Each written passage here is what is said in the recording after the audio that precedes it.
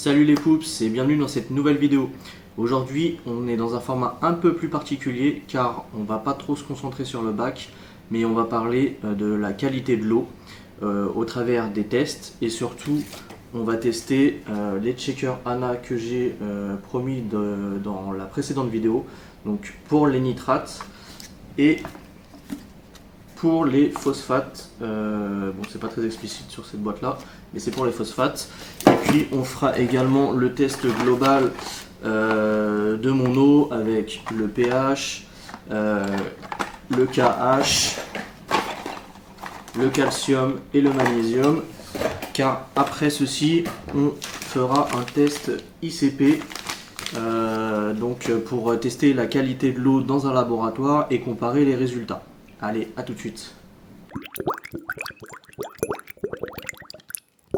Alors avant de rentrer dans les détails de ces tests, je voulais également vous dire que donc j'ai changé la pompe de mon Écumeur Tunes 9012.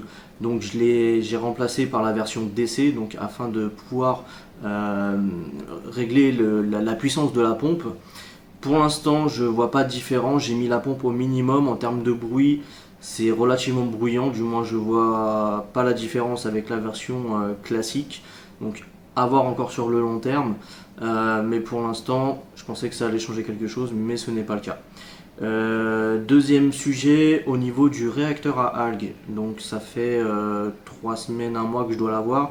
Donc, j'ai fait mon premier retrait de Ketomorpha car le réacteur était rempli. Donc j'ai coupé les circuits, coupé la pompe d'électricité bien sûr avant, coupé les circuits, je l'ai débranché et donc je l'ai ouvert et j'ai arraché une bonne poignée de la Ketomorpha, donc pour en laisser un tout petit morceau afin qu'elle se redéveloppe de nouveau et puisse absorber les phosphates et les nitrates. Et développer la microfaune. Alors pour l'instant au niveau des nitrates, je vois pas trop de changements. Alors j'ai fait des tests salifères dans un premier temps puisque j'avais pas encore le checker ANA et il s'est avéré que ça les faisait pas réellement descendre. Par contre au niveau de la microfaune, alors oui, ça l'a vraiment bien développé, hein.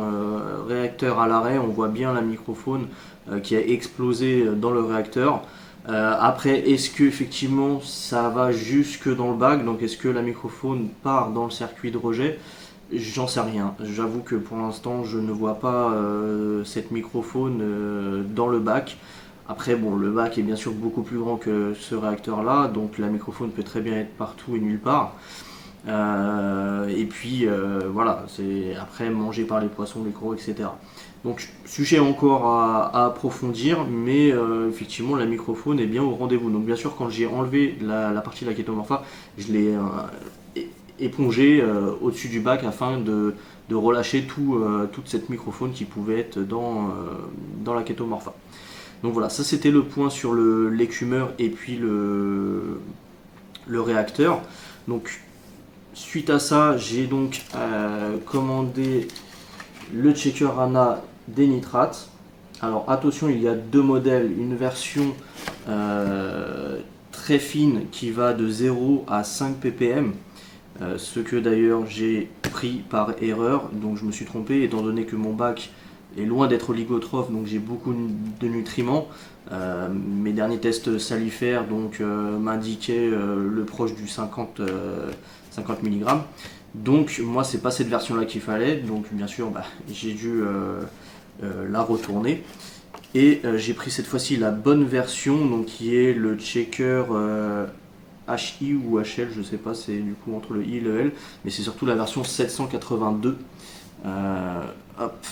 voilà, qu'il faut prendre, qui permet du coup de voir de 0 à 75 ppm de nitrate. Voilà, donc on va tester tout ça ensemble pour enfin avoir une précision quasiment laboratoire de ces nitrates et également des phosphates, car j'avais toujours du mal avec les tests colorimétriques de chez Salifer ou autre marque. D'ailleurs j'ai testé 3 marques, à chaque fois que j'ai l'impression que j'en avais pas. Alors soit effectivement je faisais mal le test, soit j'arrivais mal à le lire, ou soit effectivement je n'en ai pas tout court. et on va voir ça ensemble justement. Alors, avant de faire les tests d'aujourd'hui, effectivement j'ai déjà testé ces tests quand je les ai reçus. Ça fait déjà un peu plus d'une semaine que je les ai. Donc, premier test au niveau des phosphates, effectivement, je n'en ai pas. Le checker ANA, du moins, me donne 0. Alors, il y a toujours la marge d'erreur. Effectivement, il y a peut-être un tout petit peu de phosphate. Mais pour l'instant, le checker ANA m'indique 0. C'est pour ça qu'à terme, on va faire les tests aujourd'hui. Et puis, on va faire un test laboratoire de marque ATI. On en reparlera tout à l'heure. Afin de confirmer tout ça et de voir ce que ça donne en conditions laboratoires. Par contre, le checker ANA nitrate indiquait 37 ppm pour mon premier test. Donc effectivement, ce qui confirme de manière plus précise mon test salifère, donc, puisque la marge chez salifère est entre 20 et 50 ppm et la nuance de couleur est relativement proche, donc c'est dur d'avoir une précision. On sait qu'on se situe entre 20 et 50, ce que je pensais, je dirais même plus du 50. Et effectivement, les 37 confirment confirment le test salifère. Suite à ça, j'ai fait un changement d'eau d'environ 50-60 litres, donc sur mon 260 litres. J'ai refait un test de nitrate et je suis descendu à 30 ppm. Donc effectivement, les changements d'eau descendent bien les nitrates. Après, il faudrait faire sur un plus gros volume, il faudrait le faire plus souvent. Une fois par semaine, effectivement, peut-être garder ce volume-là, mais le faire une fois par semaine, bon, ça demande effectivement beaucoup de temps.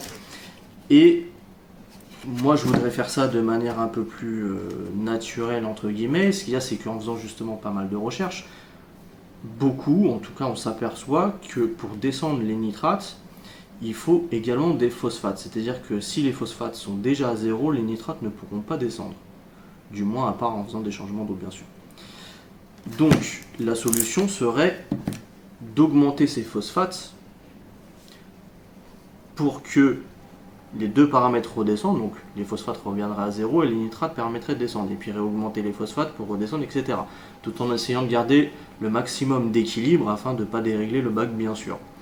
Donc, première solution qu'on m'a suggérée, polluer le bac lors des nourrissages. C'est-à-dire que moi, j'alterne une fois sur deux entre paillettes et congelés.